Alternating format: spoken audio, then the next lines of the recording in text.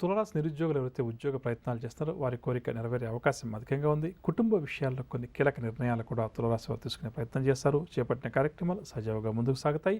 భూగ్రహ యోగ సూచనలు, రావాల్సిన సొమ్ము కూడా వీరికి సకాలంలో చేతికంతుంది. వ్యాపారవర్గాల వారికి వ్యాపారంలో మంచి లాభాలు దక్కుతాయి.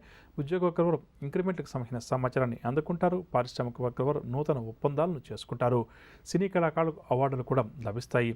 విద్యార్థులకు సాంకేతిక విద్యా అవకాశాల్లో ప్రవేశం లభిస్తుంది. షేర్ల క్రయ విక్రయాలు లాభసాటిగా సాగుతాయి. తులారాశి వారికి వడకరాశి వచ్చే రంగు ఆకుపచ్చ రంగు మరియు కాఫీ రంగు. పరిహారాల విషయానికి వస్తే తులారాశి వారి ప్రతి ఒక్కరు కూడా శ్రీ దత్తాత్రేయ స్వామి వారిని పూజించడం చాలా మంచిది. తదుపరి వృశ్చిక రాశి. వృశ్చిక రాశి వారు దూరపు బంధువుల నుంచి శుభవార్తలు అందుకుంటారు. నూతన కార్యక్రమాలను ఈరోజు ఈ రాశి వారు ప్రారంభిస్తారు. ఆసక్తికరమైన సమాచారాన్ని కూడా అందుకుంటారు. విందు వినోదాల్లో పాల్గొంటారు.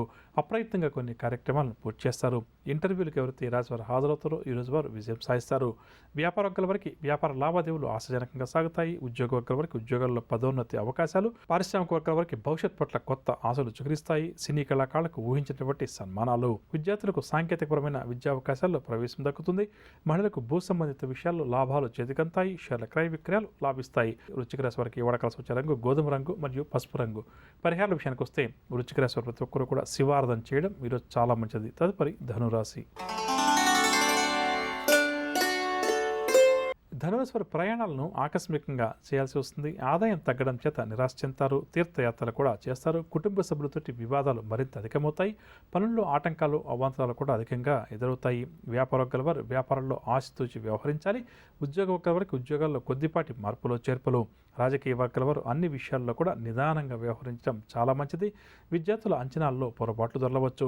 మహిళలకు కుటుంబ సభ్యులతోటి విభేదాలు అధికమవుతాయి. షేర్ల క్రయ విక్రయాల్లో తొందరపాటు నిర్ణయాలు.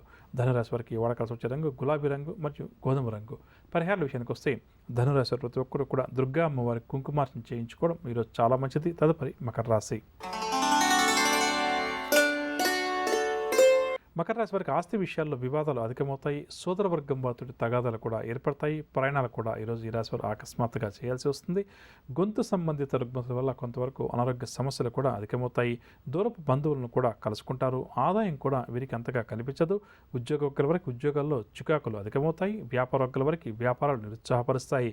పారిశ్రామిక వర్గాల వారు నిర్ణయాల్లో ఆచితూచి వ్యవహరించాలి.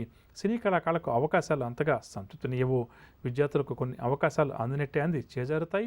మహిళలకు కుటుంబ సభ్యుల నుంచి సహాయ సహకారాలు లభించవు. షేర్ల క్రయ విక్రయాలు లాభిస్తాయి. మకర రాశి వారికి వాడకాల్సి వచ్చే రంగు కాఫీ రంగు మరియు బంగారు రంగు. పరిహారాల విషయానికి వస్తే మకర రాశి వారి ప్రతి ఒక్కరు కూడా ఆదిత్య హృదయ స్తోత్రాన్ని పఠించడం ఈరోజు చాలా మంచిది. తదుపరి కుంభరాశి.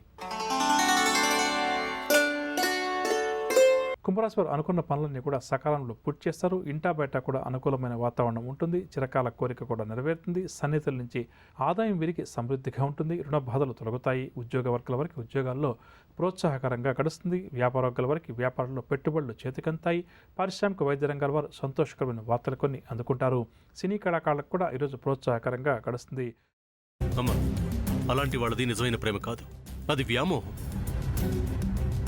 ఎగ్జాక్ట్లీ చిన్నత్త, నిజంగా ప్రేమించుకున్న వాళ్ళు అలా చేయరు. ఎంత మనసు విరిగిపోతే కన్న కూతుర్ని పట్టుకొని మా దృష్టిలో చచ్చిపోయా ఉంటుందా తల్లి? అది సరే అమ్మా, తన కూతురుతో తన మాట అనేటప్పుడు ఆమె మాటల్లో వ్యథ, కళ్ళల్లో బాధ గమనించావమ్మా? పెద్దబాబుకు బర్త్డే విషెస్ చెప్పు కూడా వెళ్ళాం కదా. ఊరికే ఎలా కాలిపోతుంది?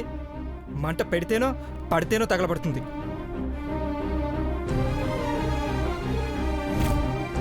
కరెక్ట్ చిన్నబాబు, నీకొచ్చినట్టే నాకు డౌట్ వచ్చింది. పార్వతే షర్టును తగలబెట్టిందనుకుంటా.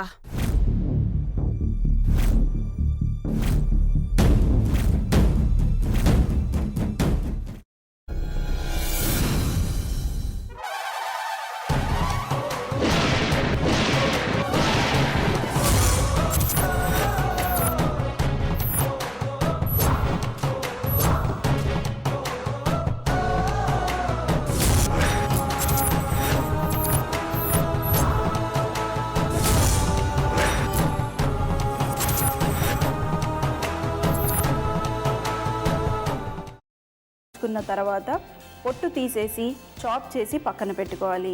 ఒక ప్యాన్లో కొద్దిగా నూనె వేడి చేసి అందులో ఆవాలు, మినప్పప్పు, శనగపప్పు, కరివేపాకు, సన్నగా తరిగి పెట్టుకున్న ఉల్లిపాయలు వేసుకుని 1 నిమిషం పాటు వేయించుకోవాలి. ఆ తర్వాత కాల్చి కట్ చేసి పెట్టుకున్న వంకాయని కూడా అందులో వేసుకుని బాగా మిక్స్ చేసి బౌల్లోకి ట్రాన్స్ఫర్ చేసుకుని అందులో తగినంత చిక్కటి పెరుగు లేదా పల్చటి పెరుగు వేసుకుని మిక్స్ చేసి అన్నంతో కానివ్వండి, చపాతీతో కానివ్వండి సర్వ్ చేసినా చాలా బాగుంటుంది.